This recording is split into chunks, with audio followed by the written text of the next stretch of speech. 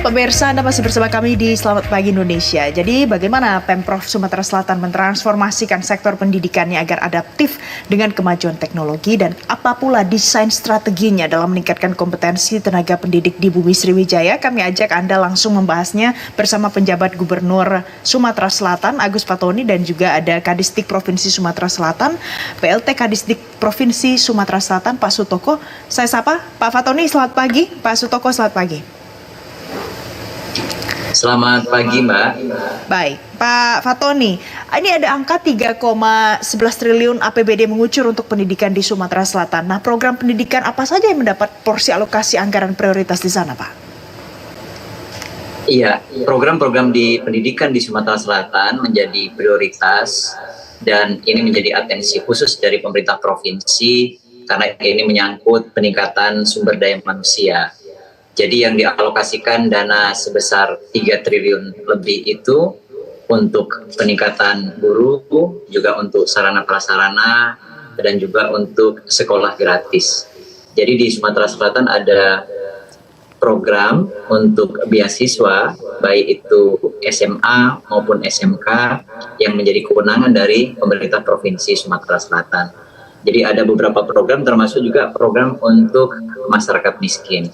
Di Sumatera Selatan ada kesempatan yang cukup luas bagi masyarakat yang tidak mampu untuk bisa menempuh pendidikan di tingkat SLTA yang menjadi kewenangan provinsi dan bahkan diasramakan. Jadi di Sumatera Selatan mempunyai sekolah berasrama dari keluarga prasejahtera namun yang berasal dari siswa-siswi berprestasi. Baik. Itu tadi ada beberapa program prioritas yang sudah Bapak sebutkan, tapi ada juga yang bertanya, kalau seputar peningkatan kompetensi guru bagaimana Pak, kalau di Sumatera Selatan?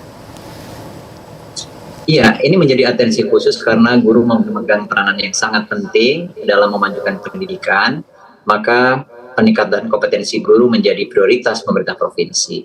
Baru-baru ini sebagai contoh, kita bekerjasama dengan Metro TV, dengan Media Group juga telah melaksanakan festival guru yang diikuti oleh begitu banyak guru, 10.000 lebih.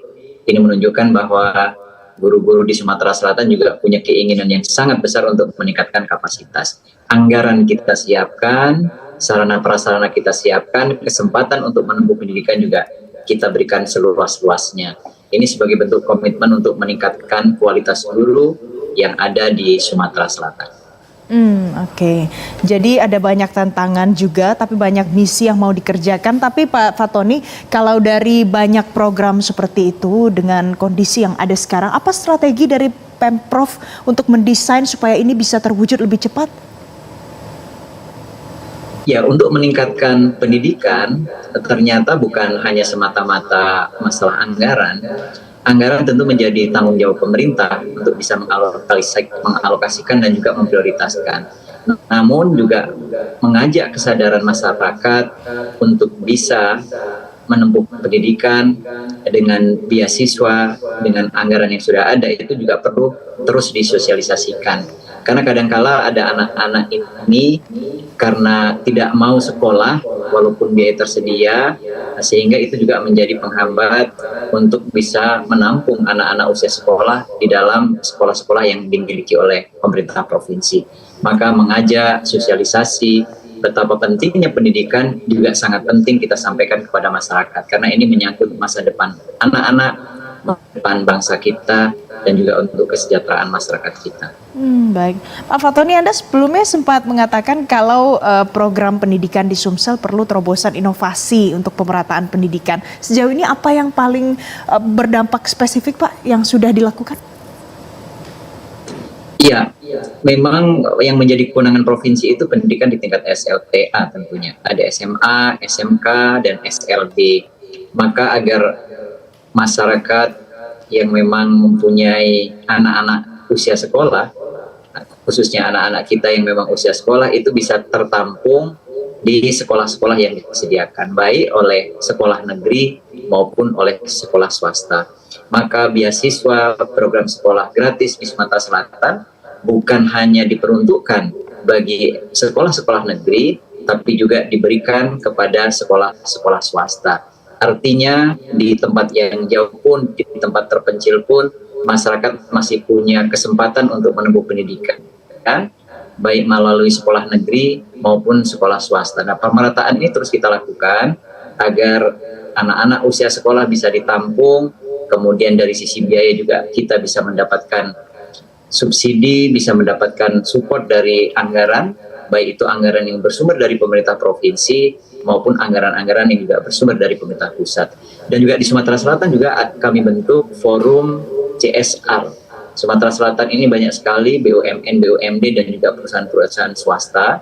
Kami kumpulkan menjadi satu, kami koordinasikan sehingga program-program CSR yang ada di Sumatera Selatan juga bisa terpadu, terkoordinir dan terarah, tidak sendiri-sendiri. Ini juga bisa menunjang untuk pemerataan pendidikan yang ada di Sumatera Selatan, untuk bisa membantu meningkatkan anggaran yang ada di Sumatera Selatan. Jadi bukan hanya bersumber dari pemerintah, tetapi juga bisa bersumber dari CSR, baik BUMN, BUMD, maupun swasta yang ada. Oke, jadi bagaimana menciptakan semuanya menjadi terintegrasi satu dengan yang lain, saling support gitu ya Pak ya. Nah salah satunya Pak, kalau kita lihat di hari ini itu adalah fenomena digitalisasi yang terjadi. Tapi kalau di Sumatera Selatan bagaimana pemerintah menyiapkan supaya tenaga pengajar bisa juga adaptif dengan ekosistem digital untuk mengajar, Pak Fatoni? Iya, jadi guru-guru sering kami sampaikan bahwa guru-guru juga tidak boleh ketinggalan. Guru-guru juga harus menyesuaikan dengan ilmu pengetahuan dan teknologi yang ada dan harus mengikuti era digital ini juga harus diikuti oleh para guru. Dan kemarin yang ada kegiatan festival guru, Teacher Festival yang dilaksanakan bersama-sama, ternyata antusiasme masyarakatnya begitu luas, antusiasme guru-guru begitu luas.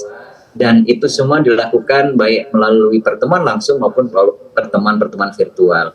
Nah, kegiatan-kegiatan semacam ini terus kita lakukan untuk bisa menguatkan guru dan juga untuk bisa mengikuti perkembangan yang ada saat ini. Di elektronisasi, kemudian digitalisasi itu suatu keniscayaan. Maka semua guru harus beradaptasi, semua guru harus menyesuaikan. Dan alhamdulillah untuk di Sumatera Selatan tidak ada masalah. Ini semua bisa diikuti. Peningkatan kapasitas juga terus kita lakukan walaupun tidak melalui tatap muka langsung. Jadi metode-metode ini terus kita kembangkan, terus kita sosialisasikan, baik melalui kegiatan-kegiatan yang bersama-sama maupun kegiatan-kegiatan yang sifatnya per daerah, per kabupaten kota, ataupun per sekolah. Jadi upaya-upaya terus kita dorong bersama-sama agar digitalisasi juga bisa diikuti oleh guru-guru yang ada di Sumatera Selatan. Pak Fatoni, tapi kalau kita bicara digitalisasi di perkotaan mungkin akan lebih mudah untuk menjangkaunya. Tapi kalau seandainya untuk melakukan pemerataan kualitas pendidikan termasuk belajar secara digital di daerah pelosok, bagaimana Pak? Apa yang sudah dilakukan Pak Fatoni?